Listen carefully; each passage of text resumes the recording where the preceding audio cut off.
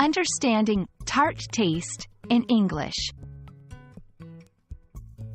Hello, everyone. Welcome to our English language learning journey.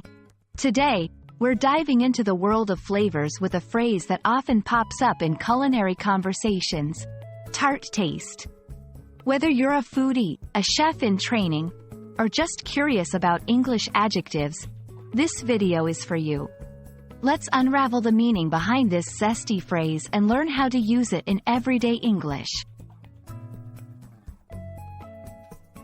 Tart is an adjective in English that describes a sharp, acidic, and sometimes sour flavor. It's a taste that's often associated with certain fruits like lemons, cranberries, and green apples. The tartness of a food is that zingy quality that can make your mouth water and your lips pucker. Now, it's important to distinguish tart from sour and bitter, as these terms can often be confused. Sour is a more intense taste, like that of a lemon or vinegar, and it's usually less pleasant than tart.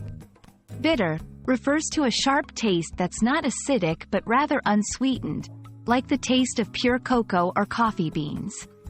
Understanding these differences will help you accurately describe foods and flavors in English. Let's put tart into action. Here are some examples. The berry pie has a tart taste that balances well with the sweet crust. If you prefer a tart flavor, you might enjoy this kiwi sorbet. Notice how tart can describe a quality that is both enjoyable and distinctive.